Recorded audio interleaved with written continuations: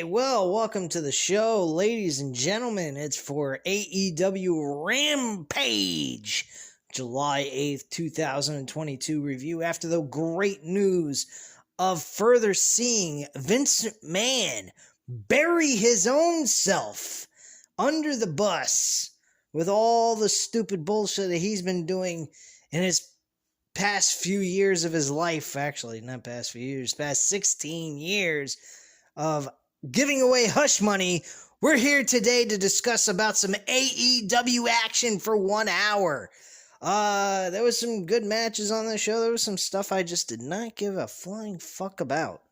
One of which was Serena Deeb and Mercedes Martinez trying to see who could outdo the other in that matchup. It was actually rather boring, if you want to get technical. Serena Deeb actually won the match for her team with a submission hold on their opponent and got the submission for the tap out. So that's how that match went down. They faced a bunch of jobbers. I don't know who the fuck they are, nor do I care. We did have Eddie Kingston kickstart the show with a match with Takesha, I believe is how you pronounce his last name. I could be wrong. He is a young upcoming star in New Japan Wrestling. I believe they said he's been wrestling for only 9 years, which is not that long. I mean, he's not green or anything, but he's still young in his career, and more than likely you could say he's reached his prime. He's in the middle of his prime or in the beginning stages of his prime, and he's getting some being noticed a little bit more with AEW programming, putting him on TV. I believe this is the second time he's wrestled on AEW Rampage. I think so. I might be wrong. But he's getting noticed by the fans, and he delivered in a very good match with Eddie Kingston. These two guys kickstarted the show and did an excellent job together. Eddie Kingston manages to pick up the victory with a spinning back fist and the 1-2-3. Later on the show, we do hear from Eddie Kingston going ahead and saying, you had to attack my best friend Ruby Soho. My poor Ruby. And pretty much at this point, his attitude is he wants to wrap him up in barbed wire. So he pretty much announces that he wants barbed wire everywhere, which to me sounds like a barbed wire massacre is what's going to take place between Chris Jericho and Eddie Kingston at All Out. Hopefully they push it to All Out. I hope that's the storyline build that they do and they don't do this for free on Dynamite.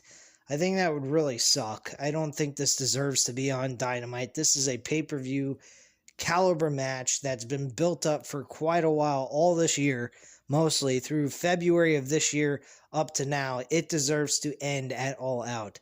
Bottom line.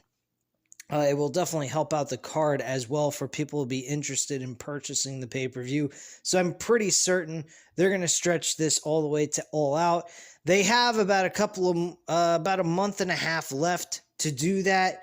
I think they can pull it out and manage to get this over and produce a little bit more story into it and really intensify and hype up this match between these two guys. And whatever stipulation they choose to do is what they're going to do. I'm thinking barbed wire massacre because he said he wanted barbed wire all around the ring. So it could be that. It could also be barbed wire wrapped on objects or on tables and shit like that. That could be the situation. I'm not sure. But I'm going to stick with barbed wire massacre for the time being. These two being in a barbed wire massacre would be really, really dangerous. I mean, Chris Jericho's in his mid-40s, I think heading into his 50s, or he might be in his 50s by now.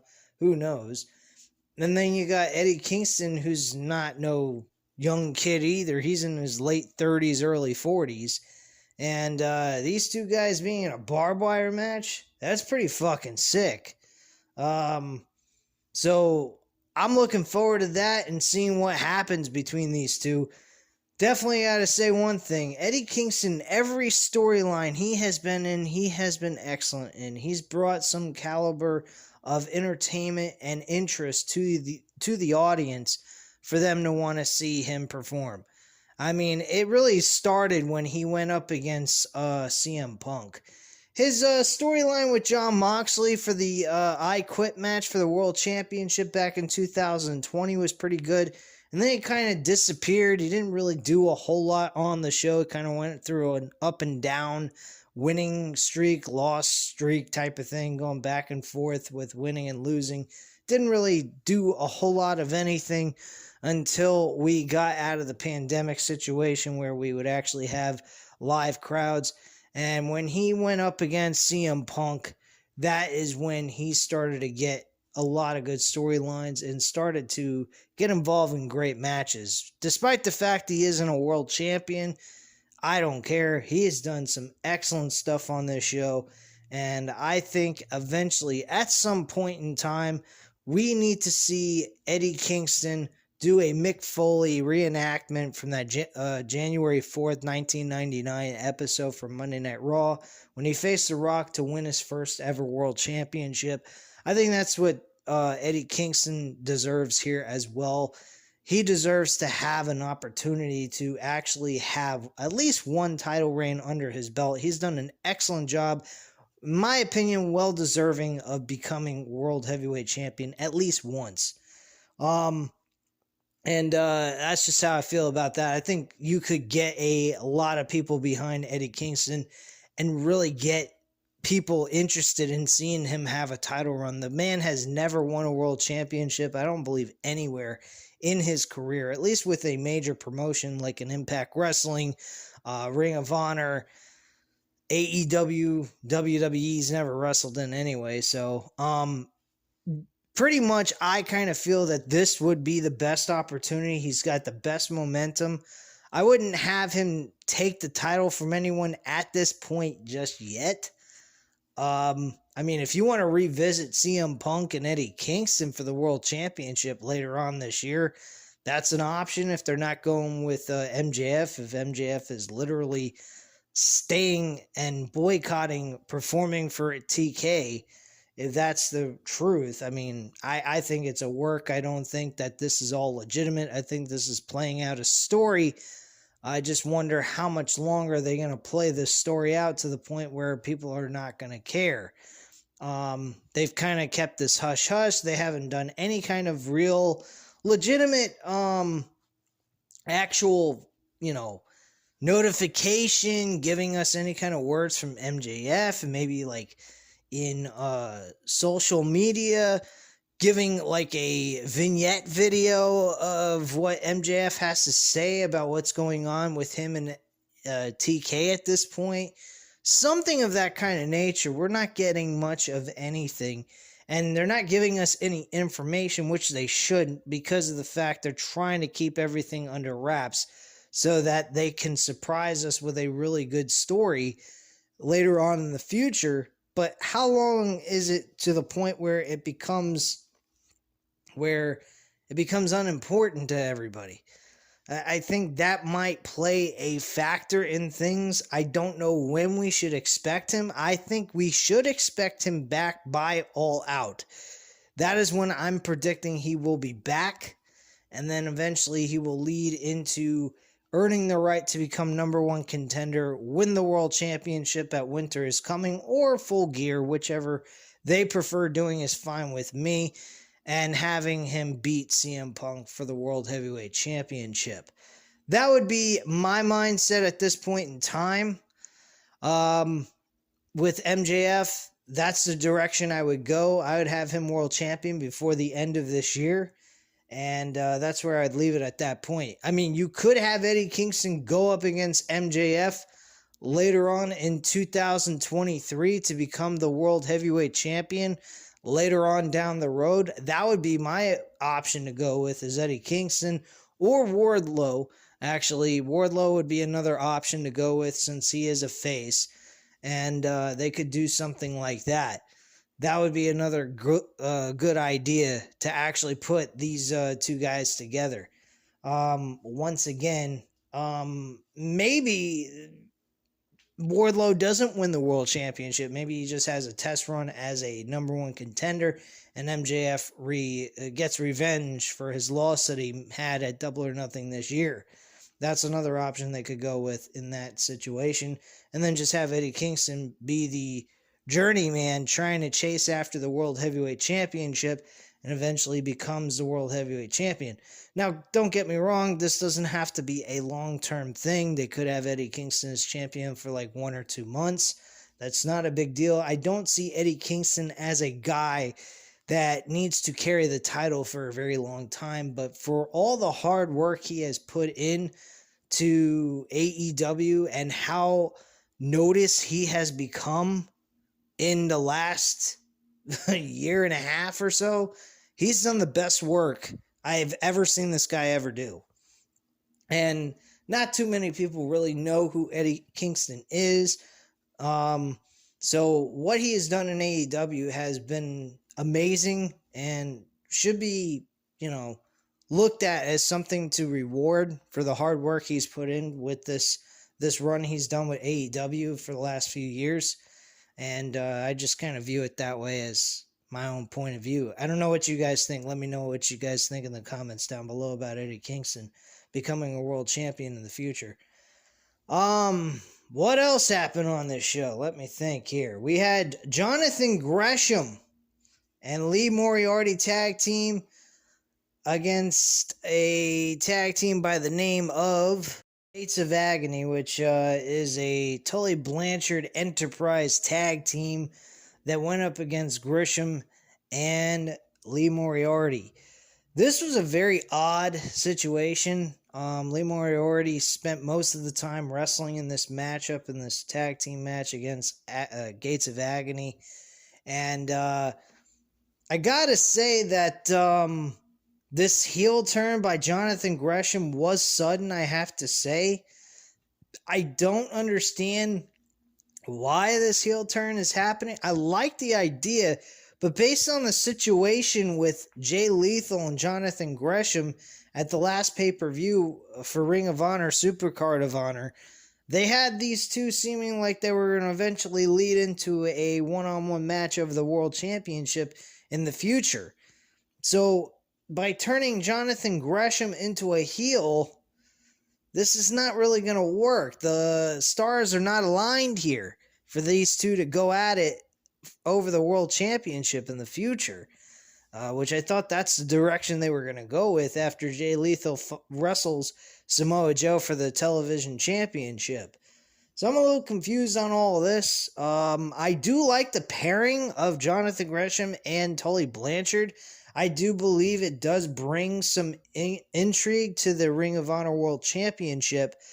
But at the same time, like I said, the future title match between Jay Lethal and Jonathan Gresham, I thought was being, projected to the audience for them to actually see that is a match that's going to happen in the near future, somewhere down the line this year or something like that.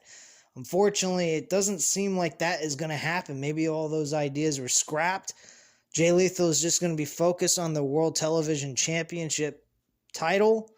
Maybe Jay Lethal wins the television title and works his way of becoming a number one contender with the world title and do this one-on-one match like they did back in the day at Best in the World next year with Jonathan Gresham and Jay Lethal over the television and world championship titles and unify the titles, not like make them separate, one title, but like have them as a double champion to own both championships at one time. So that's an idea they might go with, which I think would be smart, but the problem with that is we'd have two heels going at it instead of one heel and one face. So that's the major issue I actually have with it. But the idea of pairing Tully Blanchard and Jonathan Gresham, I do not have an issue with it because it is totally different for Jonathan Gresham. I'd never seen Jonathan Gresham play a heel before. And I've seen him a lot in Ring of Honor in the past. He's never really played a heel-like character Here, he had a backstage interview, and he will be defending the Ring of Honor World Championship against Lee Moriarty next week on Rampage. So that should be a good little match to watch. They might as well should have booked that match for Ring of Honor's Death Before Dishonor, but they might have other big plans for the World Championship for that pay-per-view. We might find that out next week on Rampage anyway, after the match is pretty much over. So, hopefully that works out and it turns out to be a good match between those two. Lee Moriarty is at a disadvantage. He's been pretty banged up between Gates of Agony beating the shit out of him and getting the victory. But it should be a fun match to see how these two work together in a singles competition. And Lee Moriarty is getting his very first major championship opportunity in his entire career. So kudos to him and good luck. Hope he has a good performance. I know he's not going to win, of course, but hopefully he has a good performance and he gets some gets noticed by a lot of people, and people are excited to see him do more within AEW / Ring of Honor. Anyway, let's move on to the main event. We had Orange Cassidy go against Tony Nese to sign a petition to get Swerve Strickland removed from AEW, I believe is what the idea is about that contract petition that he's trying to get enough names to sign so that Swerve Strickland can be removed from AEW completely. What happened here? Basically, Tony Nese ends up losing the match. Danhausen goes ahead. He low blows Mark Sterling in the balls. And then he curses Tony Nese in the middle of the match. And Orange Cassidy does the orange punch to the face of Tony Nese. Tony Nese sold the shit out of that Superman punch by Orange Cassidy, and Orange Cassidy gets the victory. The match was pretty decent. I didn't really have any issues with it. I would have to say I got a little burnt out from the wrestling for this past week. I've been watching wrestling in my own free time as well, besides watching today's wrestling. You know, like today, 2022's wrestling, to give you guys my reviews and thoughts on what's going on modern day wrestling and so forth. But yeah, I've been watching some other stuff like WCW Nitro, WWF Raw from 1998. Watching both WCW Nitro and Raw at the same time in the same dates. So I've been taking a look and getting an opportunity I never had before when I was a kid to see what show was actually better. During that time in 1998, I'm kind of going off the rails here, but oh well, who cares? It's my review, and who gives a shit? But I thought you guys would care to hear what I have to say about this, because I thought it was kind of interesting. I think Nitro and Raw in 1998, January of 98, were producing some pretty damn good shows, very competitive stuff. I mean, either one you chose, you were getting good programming, good storylines being told to you. The one thing that stood out to me that gave WWF the extra inch, the extra boost, was DX and Stone Cold Steve Austin. They were so energetic, and they didn't have to take up the entire show. They had segments here and there, multiple segments, but they were just giving you just enough to cover the holes where they had missing within their roster at that point in time. And they were doing a great job with both DX and Steve Austin during that point in time, which eventually led to them wrestling at WrestleMania 14 with Shawn Michaels and Steve Austin for the World Championship. But yeah, I mean, I think that WWF back then had the slight edge because of those two guys. And on top of DX antics and stuff, it really got them over the hump with WCW. WCW's major problem is they were too focused on NWO stuff, which did not allow any kind of focus on the WCW superstars. and it kind of hurt them in the long run, which, as you already know, they're not in business anymore, or they wouldn't be on Peacock.